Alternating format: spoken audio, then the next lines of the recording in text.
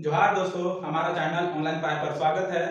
आइए आज हम लोग देखते हैं क्लास 10 एनसीईआरटी से क्वाड्रेटिक इक्वेशन में हम लोग आज सीखेंगे क्वाड्रेटिक फॉर्मूला, यानी क्वाड्रेटिक फॉर्मूला से कैसे एक क्वाड्रेटिक इक्वेशन को सॉल्व करेंगे। ठीक है, तो यहाँ पर हम लोग देख सकते हैं यहाँ ax² + bx + c = 0, ये हमारा क्या है, क्वाड्रेटिक इक्वेशन है।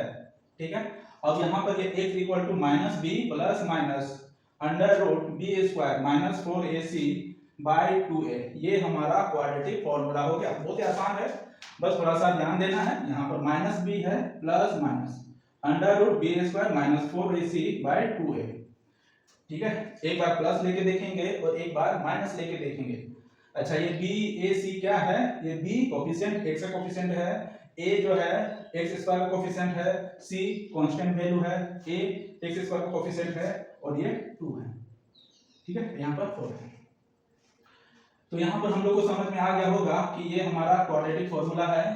ठीक है, और इसको हम लोग क्वाड्रेटिक इक्वेशन को सॉल्व करने के लिए यूज करते हैं, है ना। यहाँ पर जो √b² - 4ac ये जो लिखा हुआ है, इसको हम लोग d से भी डिनोट करते हैं, यानी d = b² - 4ac।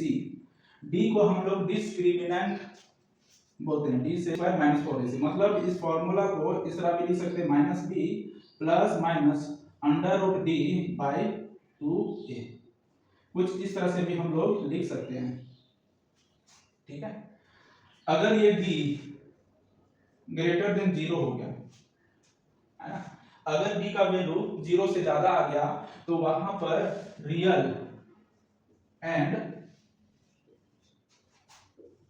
अनइक्वल हम लोग का रूट्स फाइंड मतलब मिलेगा, है ना। अगर b का वैल्यू 0 से बड़ा हो गया तो वहां पर रूट्स जो आएगा, यानी कि इस क्वाड्रेटिक इक्वेशन का जो नेचर होगा वो रियल होगा और अनइक्वल होगा, यानी जो भी नंबर आएगा वो रियल बनेगा।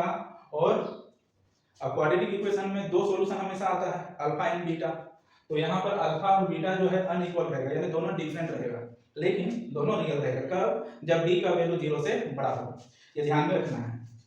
अगर d का वैल्यू 0 के बराबर हो जाए, d = 0, डिस्क्रिमिनेंट = 0, तो यहाँ पर ये रियल एंड इक्वल रूट्स आ जाएगा, मतलब वहां पर जो क्वाड्रेटिक इक्वेशन का जो नेचर होगा, उसका रूट्स का जो नेचर होगा रियल और इक्वल होगा, यानी दोनों value alpha and beta equal रहेगा लेकिन रियल रहेगा। दूसरा है d < 0, तो इस केस में डिस्क्रिमिनेंट अगर 0 से कम हो जाए यानी माइनस में हो जाए तो वहां पर नॉट रियल, यानी रियल नंबर नहीं आएगा, नेचर जो है अनरियल होगा, नॉट रियल होगा। ठीक है, नॉट। तो इस तरह से हम लोग यहाँ पर देखें क्वाड्रेटिक फॉर्मूला जो है ये होता है, और इसी को हम लोग इस फॉर्म में भी दे सकते हैं, क्योंकि d का वैल्यू b² - 4ac हम लोग दे सकते हैं, जहां d का वैल्यू जो है अगर 0 से बड़ा होता है तो रियल और अनइक्वल रूट्स फाइंड होंगे, अगर d = 0 होता है रियल और इक्वल रूट्स फाइंड होंगे, और अगर d < 0 होता है तो नो रियल रूट्स, कोई भी रियल रूट्स फाइंड नहीं होगा। ठीक है, तो चलिए इसको क्वेश्चन से करते हैं।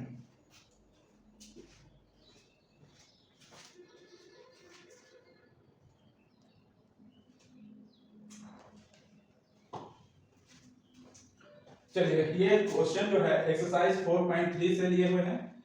एक्सरसाइज 4.3 का क्वेश्चन नंबर 2 का फर्स्ट है, यानी यहाँ पर जो क्वेश्चन नंबर 1 हम लोगों ने इससे पहले किया, ठीक है, कंप्लीटिंग द स्क्वायर मेथड से किए, वही क्वेश्चन को हम लोग यहाँ पर क्वाड्रेटिक फॉर्मूला से बनाने के लिए बोला जाता है।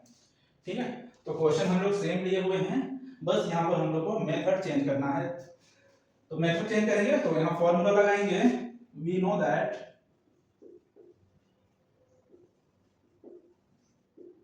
quadratic formula is x = -b plus minus √d/2a, where d = b² - 4ac। ठीक है, तो यहाँ पर पहले हम लोग d निकाल लेते हैं, तो d = b यहाँ क्या है, -7 है, -7² - 4 × a है 2 और c 3, तो ये हो जाएगा 7 से 49 और माइनस माइनस प्लस हो जाएगा, यहाँ माइनस 4 2 जा 8 8 3 जा 24, इसको माइनस करते हैं तो ये हो जाएगा 25। यानी d इक्वल टू आ गया 25 which is greater than 0। Greater than 0 होगा इसका मतलब इसका रूट्स जो है रियल होगा और अनइक्वल होगा। ठीक है, अब फॉर्मूला पर लगाते हैं x equal to minus B, एक बार प्लस करेंगे यहाँ पर और एक बार माइनस करेंगे, तो minus B plus root D by 2a। तो x इक्वल टू हो जाएगा minus x equal to minus B कितना है 7 है, तो minus 7 plus root D 25 by 2 into 2, एक का वैल्यू 2 है। तो यहाँ पर हो गया माइनस माइनस प्लस हो जाएगा 7 प्लस 25 रूट क्या हो जाएगा 5 बाय 2 2 जा 4, तो 7 प्लस 5 12 बाय 4, इसको 4 से डिवाइड करेंगे 3 टाइम्स में, यानी x इक्वल टू आ गया 3। सेम उसी तरह करेंगे x equal to minus B, अब यहाँ पर प्लस लिए थे अब माइनस लेंगे, minus root D by 2a। x equal to minus 7 minus root 25 by 2 into 2, तो x इक्वल टू हो गया है यहाँ पर 7 हो जाएगा, ठीक है ना, माइनस माइनस प्लस 7 हो जाएगा माइनस 5 बाय 4, तो x इक्वल टू हो जाएगा 7 माइनस 5 2 बाय 4, 2 से इसको डिवाइड करेंगे 2 1 जा 2 2 2 जा 4, यानी x का वैल्यू 1 बाय 2 आ गया। ठीक है, तो इस तरह से डायरेक्ट हम लोग को फॉर्मूला में बैठाना है और रूट्स को फाइंड करना है। ठीक है, तो इस तरह से हम लोग क्वाड्रेटिक फॉर्मूला का यूज करके, है ना, क्वाड्रेटिक इक्वेशन का रूट्स फाइंड करते हैं। ठीक है, ये d क्या होता है b² - 4ac, इसमें वैल्यू बैठा देना है, यहाँ एक बार प्लस लेना है एक बार माइनस लेना है, और ये माइनस हमेशा रहेगा, b के आगे ये जो माइनस है वो हमेशा रहेगा, इसको भी ध्यान में रखना है।